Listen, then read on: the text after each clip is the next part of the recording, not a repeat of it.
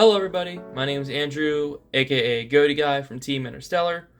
This weekend I placed 4th at the Canton Comic-Con Yu-Gi-Oh! Competition. I was playing Unchained, Unchained Labrynth.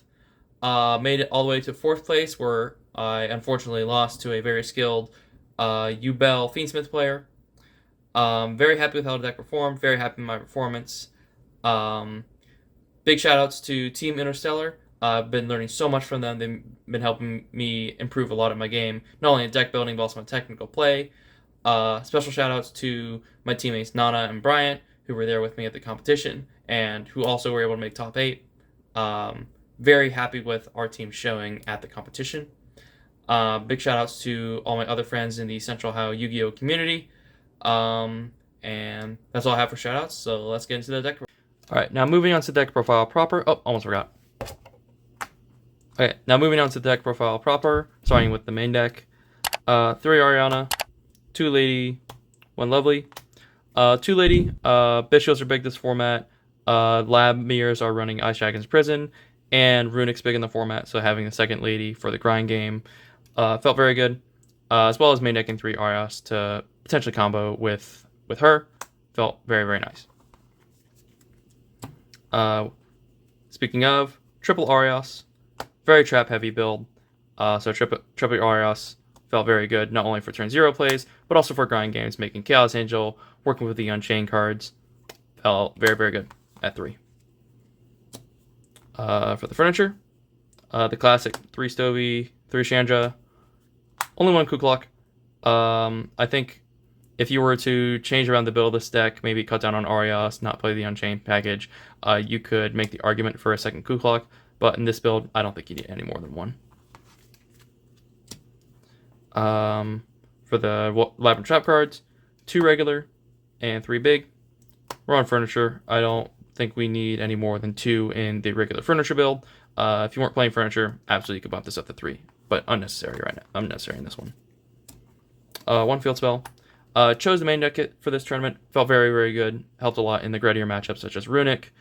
Being able to pop spell traps without having to use any of the other normal traps to do so, like Big Welcome or Graveyard Effect or Lovely Pop, excuse me. Felt very nice. For furniture discards, we got 2 backcheck and 2 rollback. Rollback at 2 felt pretty good. I really do not like this card at 3. Very bricky at 3. At 2, it's more manageable. 2 backcheck. Bills typically play this at 3.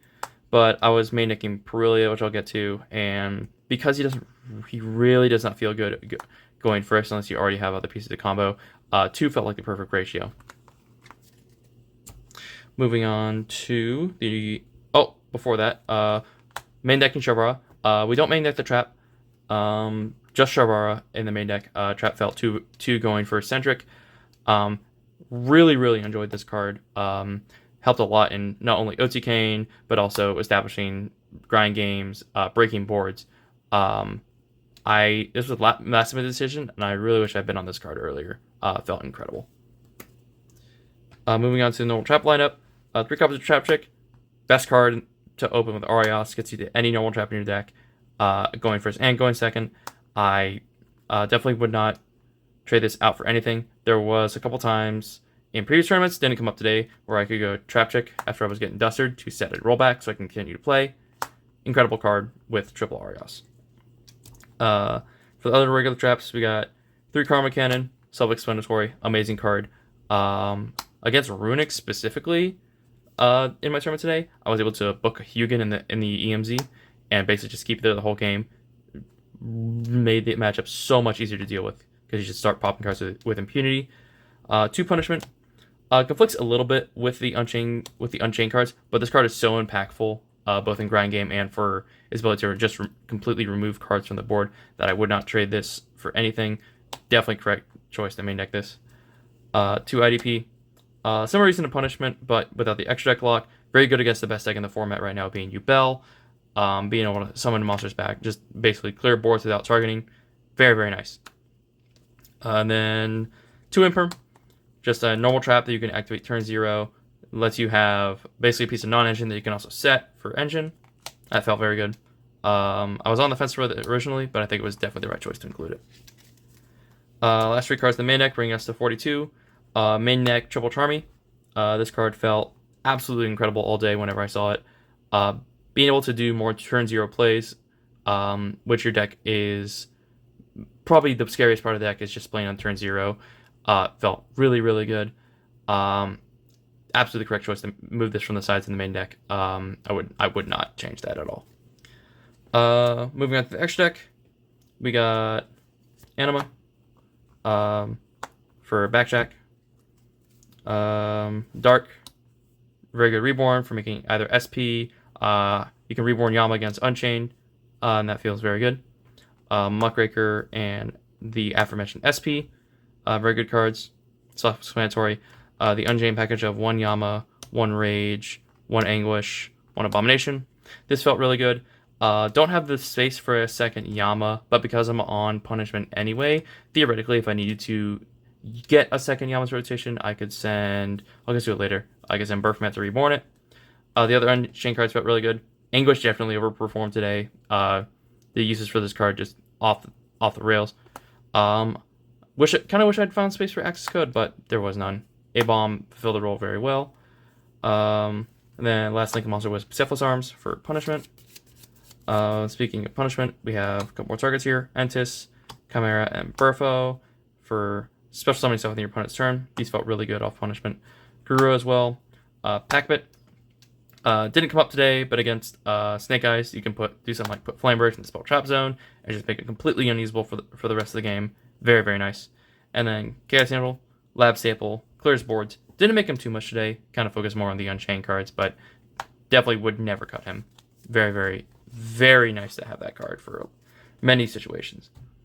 Moving on to the side deck. 2 Sphere mode. Kind of wish I'd play this at 3. 2 Lord. Going first, as well as for Chimera and Memento. Very impactful in those matchups. Luckily / unfortunately, never really ran into those today. But if I had, this card would absolutely be going in. Probably one of the main ways you win that matchup. 3 Bestials. We got Magnamut, Druis, Baldrake. Druis was the last minute inclusion. I kind of wish I had cut this and played a 3rd copy of Sphere mode. But in the end, the Bestials felt really good. Very good at keeping tempo against stuff like U-Bell and Whitewoods. At a utility of being able to bounce them back with Big Welcome. Baldrake felt really good because if I was already doing 0 plays to Arios and they interrupt my normal trap, I could just bring back the Arios, and then it's also a tribute for Baldrake, which felt really good. 2 D-Barrier, 2 Magic Deflector as additional normal traps in the side deck. D-Barrier, it was between this and Different Dimension Ground. D-Barrier absolutely felt phenomenal. Magic Deflector helped carry up the ground lost by Different Dimension Ground against U-Bell specifically. It also has a lot of play into the Runic decks, being able to just negate all field spells, all continuous spells, all quick plays. Came up against Sprite as well. Unfortunately, still did not win that match. The Unchained Trap Escape. Always sided this thing going first. In grindy matchups, I also sided in going second. This card felt really, really good. Definitely would not main deck it. I think it still stays in the side. But I really enjoyed the amount of depth this card brought to the deck. Last 3 cards. Double Judgment, 1 Anti-Spell. Anti-Spell over the 3rd Judgment just because from my testing, typically the cards you worry about the most are spell cards when they try to break your board or when you're trying to stop stuff with Judgment. So, unfortunately didn't draw today. Still, absolutely would not take it out. Felt amazing. So that includes deck profile. Any big changes? Probably not. Like I said, pretty much the only big change would probably be changing out the Druid Worm for a 3rd copy of Sphere mode. Other than that, the deck felt very, very solid. Yeah, that's once again, this is Andrew, aka Ghoti Guy from Team Interstellar, signing off.